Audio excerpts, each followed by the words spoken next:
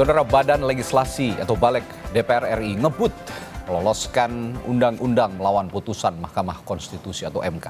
Tak seperti jelang Pilpres Februari lalu, masih teringat di benak kita semua saat DPR tak bergeming dengan putusan MK yang meloloskan putra sulung Joko Widodo melenggang jadi calon wakil presiden. Apakah revisi Undang-Undang Pilkada jadi akal-akalan Balek DPR untuk kembali menggelar karpet merah bakal calon kepala daerah tertentu atau menjegal partai politik tertentu mengusung calonnya? Kami akan membahasnya bersama ahli hukum tata negara Universitas Mula Warman Herdiansyah Hamzah yang tergabung dalam sambungan virtual dan Koordinator Nasional Jaringan Pendidikan Pemilih untuk Rakyat JPPR Randy Umboh. Selamat pagi Bapak-Bapak. Selamat pagi. Herdi. Selamat pagi Mas. Ya, saya ke Bung Randy dulu. Kalau lihat Balek DPR saat ini bikin undang-undang tandingan putusan MK, apakah ini bentuk DPR, bentuk pembangkangan DPR menurut Anda? Kalau saya menganggapnya pembangkangan dan publik juga sepertinya memandang seperti. Kalau Anda bagaimana? Berarti DPR jadi Dewan Pembangkangan Rakyat dong? Ya. Tapi saya mulai begini, DPR Dewan Perwakilan Rakyat itu saat ini menurut saya sudah bermetamorfosis menjadi degradasi pikiran Republik. Oke. Republik sebagai res publicus atau public affair yang concern terhadap urusan publik, kini jadi bukan public affair lagi tapi political affair. Terjadi affair politik atau konspirasi politik dalam konteks ini. Oke. Dan hari ini, per hari ini bermetamorfosis lagi. Jadi destruksi perasaan rakyat. Jadi dia menghancurkan perasaan rakyat. Oleh karena itu menurut kami apa yang terjadi kemarin itu dalam persidangan ya, pasca putusan Mahkamah Konstitusi yang sehari sebelumnya itu sangat terang dan telanjang bahwa Dewan Perwakilan Rakyat kita itu tidak pro terhadap konstitusi. Ya. Oleh karena itu ya betul semacam pembangkangan terhadap konstitusi atau undang-undang dasar. Ya. Misalnya dua argumentasi yang mendukung apa yang saya katakan tadi itu sederhana. Kita melihat dua konten atau substans terkait putusan Mahkamah Konstitusi nomor 60 dan nomor 70 kemarin yang diadopsi oleh DPR kemarin dalam perubahan undang-undang dasar. Oke. Pertama, perubahan undang-undang pilkada maksud saya. Yang pertama soal umur kan, usia dan threshold pencalonan. Yang pertama, usia itu kan ini dagelan. Masa DPR itu mempertontonkan seolah-olah mereka kehilangan logika berpikir.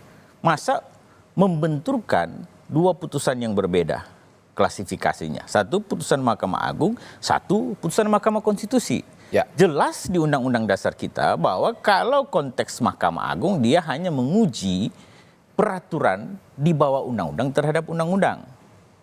Oke. Mahkamah Konstitusi menguji yang putusannya final dan mengikat undang-undang terhadap undang-undang dasar. Ya kan? Jadi lucu saya nonton itu dan semua rakyat Indonesia nonton bahwa anggota DPR bilang, kita pilih yang MA ya, putusan Mahkamah Agung ya, bukan MK. Padahal, ya kan? Ya. Semua daftar inventaris masalah yang kita lihat di perubahan undang-undang pilkada kemarin itu, kalau ada rujukan putusan Mahkamah Konstitusinya, misalnya dalam konteks DIM perubahan terkait dengan dari usulan pemerintah maunya DPR itu yang ini cuti aja, ya kan? Ya.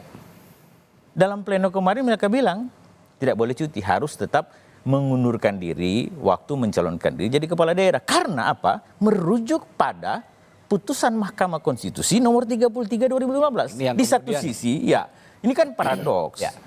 Ini yang kemudian disebut akal-akalan sebetulnya, yang juga harus dijawab sebenarnya pagi hari ini oleh anggota Dewan yang terhormat yang sudah kami undang sejak 1 hari yang lalu bahkan, Bapak dan juga saudara.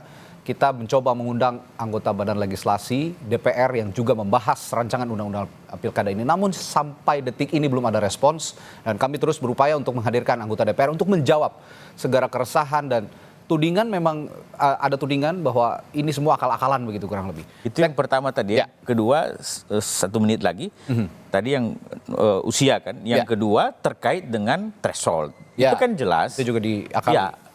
putusan Mahkamah Konstitusi dalam amar putusannya jelas itu membatalkan atau menyatakan bahwa pasal 40 ayat 1 terkait threshold 20%, 25% itu kursi dan akumulasi suara dinyatakan bertentangan dengan Undang-Undang Dasar.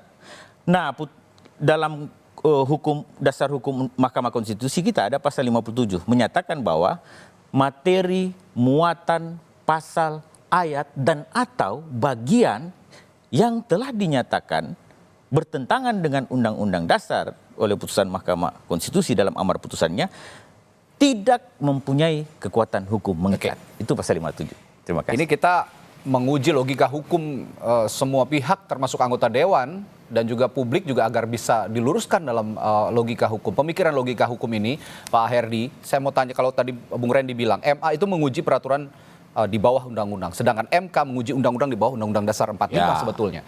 Nah, ini logika yang coba dibalik-balikan oleh anggota DPR. Bagaimana analisis Anda? Ya, yang pertama, kalau kita melihat otoritas atau kewenangan ya jelas, kalau kemudian kita masih berpikir waras, maka semestinya kita menggunakan putusan MK, terutama yang 60 dan 70 itu sebagai rujukan. Kita tidak bisa melihat basis argumentasi yang cukup dan memadai dari anggota-anggota DPR dan pemerintah ya. Jadi betul yang dikatakan tadi bahwa sebenarnya ini adalah upaya untuk bagaimana mengkooptasi kembali ketentuan peraturan perundang-undangan lewat revisi undang-undang pilkada demi kepentingan atau demi memuaskan syahwat politiknya saja. Ini kan sebenarnya seolah-olah menjadi dejavu ya, mengulang apa yang terjadi pada saat Pilpres kemarin. Ada semacam kartel politik yang mencoba melanggengkan kekuasaannya, tetapi dengan cara-cara kotor. Nah ini yang kembali kemudian dipertontonkan kepada publik, cara-cara kotor untuk bagaimana mencari celah, bagaimana mengakali aturan perundang-undangan untuk kepentingan politiknya sendiri atau kepentingan-kepentingan kelompoknya sendiri. Yang kedua, apa yang disampaikan oleh Mas Randy tadi dengan menggunakan terminologi pembangkangan, sebenarnya bukan kata kami ya, itu kata MK sendiri. Ada satu putusan di MK, putusan nomor 98 tahun 2018, itu menyebutkan bahwa ketika putusan MK yang sifatnya final and binding itu diketuk palu, maka berlaku secara serta-merta atau erga omnes. Artinya, kalau kemudian putusan MK itu tidak dijalankan, maka MK sendiri menyebut itu sebagai bagian dari pembangkangan. Konsekuensinya apa? Menurut MK di dalam putusan itu, satu, tidak hanya bersifat ilegal, yang kedua, dia juga bertentangan dengan Undang-Undang Dasar. Jadi sebenarnya ini semacam tidak hanya sekedar soal constitutional disobedience, pembangkangan terhadap konstitusi, tetapi juga sekaligus sebagai bentuk penghinaan terhadap peradilan kita, penghinaan terhadap Mahkamah Konstitusi. Nah, penghinaan terhadap konstitusi sama dengan menginjak-injak tidak hanya MK secara kelembagaan, tetapi juga penyusun undang-undang, founding parents kita, semua orang yang berturut serta memberikan semua segenap upaya dan tenaganya untuk membangun bangsa ini adalah sebuah penghinaan terhadap mereka. Kalau kemudian putusan MK ini tidak dijalankan oleh para pembentuk undang-undang dalam hal ini DPR dan pemerintah. Begitu. Baik, ini begitu viral juga begitu, ada seruan Pak Herdy, Bung Randy, bahwa ada darurat ya, keadaan darurat konstitusi dan demokrasi yang disuarakan oleh publik, baik di ranah media sosial maupun juga di ranah publik begitu kira-kira. Nah ini saya sih tidak menginginkan sebetulnya ini terjadi aksi besar-besaran 98, tapi sepertinya rakyat juga sudah jengah dengan kondisi-kondisi seperti ini. Pilpres lalu bahwa ada posisi pemerintah dan Presiden Joko Widodo yang bergeming sepertinya dengan adanya pada saat itu juga nilai akal-akalan ya putusan MK. Tapi sekarang juga malah responsnya seperti diam seribu bahasa. Responsnya juga mengambil langkah yang moderat sepertinya. Tapi kalau memang ini berpihak pada konstitusi, seharusnya pernyataan Presiden Joko Widodo juga tidak hanya menyatakan bahwa menghormati lembaga legislatif dan yudikatif, tapi lembaga yudikatif dalam hal ini MK. Bagaimana Anda melihat pernyataan, saya ke Bung Randy dulu, bagaimana pernyataan Presiden sejauh ini menyikapi putusan ataupun rumusan yang disebut akal-akalan DPR ini? Ya, saya dalam mengomentari itu kan kita ada rujukan historisnya kemarin 2024 pemilu kan, soal putusan 90 misalnya soal usia kan.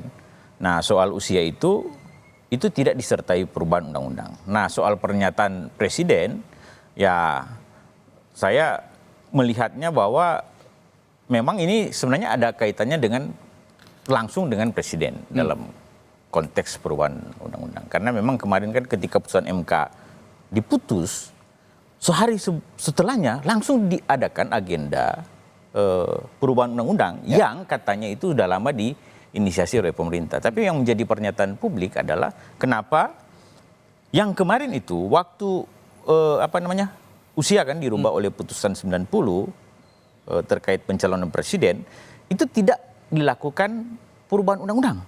Kenapa? Karena memang konstruksi undang-undang Mahkamah Konstitusi itu ada pasal 47 yang disebut tadi oleh pakar kita, itu kan berlaku saat dibacakan pada sidang pleno yang terbuka secara umum, pasal 47.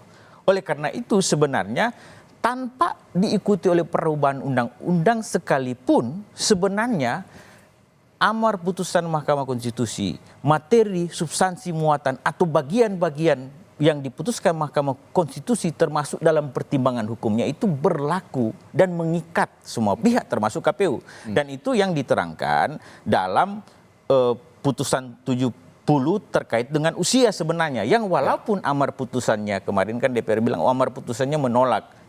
Padahal kalau kita baca satu kesatuan pertimbangan hukum Mahkamah Konstitusi, di situ jelaslah bahwa soal usia dan umur itu walaupun tidak dijelaskan secara eksplisit pertimbangan Mahkamah Konstitusi tapi secara tafsir historis dan systematically itu sudah prakteknya bahwa yang dimaksud persyaratan itu pasti saat pencalonan proses dan bermuara pada penetapan pasangan calon dan itu berlaku semacam postulat itu kata Mahkamah. Postulat artinya sesuatu yang menjadi diketahui dan diterima oleh umum. Nah, kaitan dengan presiden tadi, saya rasa memang karena ini bersinggungan langsung dengan mungkin kepentingan-kepentingan apakah politik atau pemerintahan di akhir masa jabatan. Saya rasa begini, baiknya sebenarnya presiden kan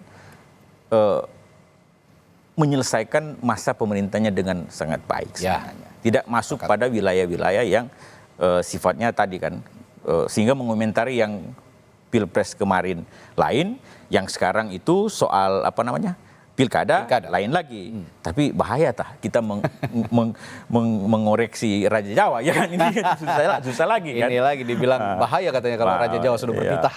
Jadi ini bukan mengoreksi, tapi sebenarnya ini konstruksi berpikiran daripada kenegaraan kita. Hal yang sama saya tanyakan ke Pak Herdy. Bagaimana Anda mengomentari atau menganalisis apa yang terjadi, komentar yang diberikan pemerintah, terutama Presiden Joko Widodo pada saat Pilpres, pada saat itu sebelum Pilpres sekarang juga mengomentari rancangan undang-undang pilkada yang direvisi oleh DPR. Bagaimana? Ya, kalau kita lihat dari sudut pandang psikologi politik, ketika Presiden sehari setelah setelah pembahasan panja balik DPR yang mengobok-obok dan seolah-olah mengambil posisi menolak atau membangkang putusan Mahkamah Konstitusi, kan yang muncul adalah pernyataan yang terlalu moderat, bahkan cenderung melegitimasi apa yang sedang dilakukan oleh DPR. Artinya sebenarnya itu tidak mengherankan karena secara langsung ada kepentingan yang juga mengakomodasi apa yang diharapkan oleh Presiden Jokowi. Kan pasal 40 itu setelah diuji di Mahkamah Agung kemudian kembali diputuskan oleh Mahkamah Konstitusi, sebenarnya yang berkepentingan secara langsung kan ada anaknya Presiden kan. Kaisang dalam hal ini. Jadi kalau kemudian ada pernyataan Presiden termasuk juru bicaranya yang menyebutkan bahwa hormati semua lembaga, kalaupun ada masalah ketika revisi undang-undang dibawa ke MK dan lain sebagainya, maka sebenarnya kalau kita tangkap dalam psikologi politik tadi, ya pernyataan yang moderat bahkan cenderung melegitimasi sebagaimana yang saya sampaikan tadi, adalah pernyataan yang sebenarnya tidak perlu kita herankan. Karena yang berkepentingan secara langsung terhadap putusan ini atau perubahan undang-undang pilkada ini adalah Presiden. Salah satunya Presiden ya. Ya, yang lainnya adalah barisan Presiden, ada Kim Plus dan lain sebagainya. Mereka yang berkepentingan terhadap bagaimana memblokade upaya terhadap putusan Mahkamah Konstitusi itu. Nah berbicara soal Presiden juga nih Pak Herdy. Ada juga yang menganalisis pengembalian aturan ambang batas 20% kursi DPRD ini akan diajukan melalui pengesahan peraturan pemerintah pengganti undang-undang atau Perpu, yang mana ini bisa disahkan oleh Presiden. Loophole mana yang bisa, poin mana yang bisa menjadikan RUU ini disahkan kemudian ataupun MK ini dianulir ya, putusan MK ini sehingga menjadi Perpu? Ya, kalau kita berkaca pada pengalaman Undang-Undang Cipta Kerja, Perpu kemudian dibuatkan sebagai alat untuk membangkang juga terhadap putusan Mahkamah Konstitusi. Ya. Kalau kita masih ingat betul putusan 91 2020 yang kemudian menyatakan Undang-Undang 11 2020 tentang Cipta Kerja sebagai undang-undang yang inkonstitusional bersyarat, kan sebenarnya perintahnya adalah bagaimana memperbaiki secara formil pembentukan undang-undang itu. Tetapi yang terjadi adalah Presiden justru menawarkan Perpu sebagai alat untuk membangkang, sekali lagi, membangkang terhadap putusan MK itu. Nah, sekarang kalau kemudian opsinya muncul, kalau kemudian pintu masuk lewat revisi Undang-Undang Pilkada tidak bisa dijalankan, mungkin karena tekanan publik, ya harapannya begitu ya, mungkin karena tekanan publik atau pressure massa yang besar sehingga pembahasan revisi Undang-Undang Pilkada itu urung dilakukan, bisa jadi opsi kemudian yang ditawarkan adalah Perpu. Cuma problemnya adalah lagi-lagi kita tidak bisa menemukan basis material atau alasan yang memadai kenapa Perpu itu mesti dibuat. Jadi tidak ada semacam kegentingan yang memaksa. Bahkan kalau logika hukum yang kita mau gunakan sebenarnya, putusan mahkamah, baik yang 60 ataupun yang 70, itu tinggal dieksekusi oleh penyelenggara kan. Teman-teman KPU tinggal mengadopsi putusan itu untuk kemudian dijalankan secara sungguh-sungguh. Tidak perlu ada pembahasan revisi Undang-Undang Pilkada, kan kacaunya di situ ya. Bahkan kalau kita baca kemarin pada saat pembahasan di Panja Balik itu, kalau kita mulai dari nol sebenarnya, tantangannya adalah apakah betul, kalaupun revisi Undang-Undang Pilkada dilakukan, itu hanya perkara soal ambang batas dan usia? Kan sebenarnya banyak yang lain. Cuma karena ini ada semacam upaya menghalalkan segala cara, karakter politik ini memang mengunci hanya kepada dua pembahasan itu, ambang batas dengan usia. Karena memang kepentingannya kan ada di situ. Sehingga yang lain sebenarnya kalau kita mau challenge, itu tidak dibahas sama sekali di dalam proses pembahasan di balik. Ini menandakan bahwa memang karakter politik ini sedang merencanakan bagaimana upaya melanggengkan kekuasaan dengan cara-cara kotor. Begitu, Ini saya tertarik dengan pernyataan Anda, kalimat Anda soal karakter politik. Ini memang jadi sorotan bahkan sebelum Pilpres juga ada karakter-karakter politik tertentu dari yang kita katakan bahkan beberapa kali dikatakan invisible hands katanya begitu. Tapi yang ingin saya tekankan bahwa sebenarnya rakyat yang dikorbankan begitu, Bung Randy, bahwa saat ini kita ingin memilih begitu, termasuk saya ingin memilih sosok pemimpin daerah, termasuk di Jakarta begitu ya. Tapi sepertinya prosesnya begitu melelahkan, begitu tough, nanti balik lagi ke MK. Apa jalan keluarnya ini adalah civil society, kekuatan civil society yang seperti kita saksikan pagi hari ini, kebanyakan kekuatan mahasiswa kemudian terdorong kembali untuk protes atau bagaimana? Apakah ada cara lain untuk menyadarkan mereka-mereka ini? Saya akan tanyakan hal itu kepada Bung Randy, tapi jangan dijawab dulu setelah jeda di Sapa Indonesia Pagi. Tetap bersama.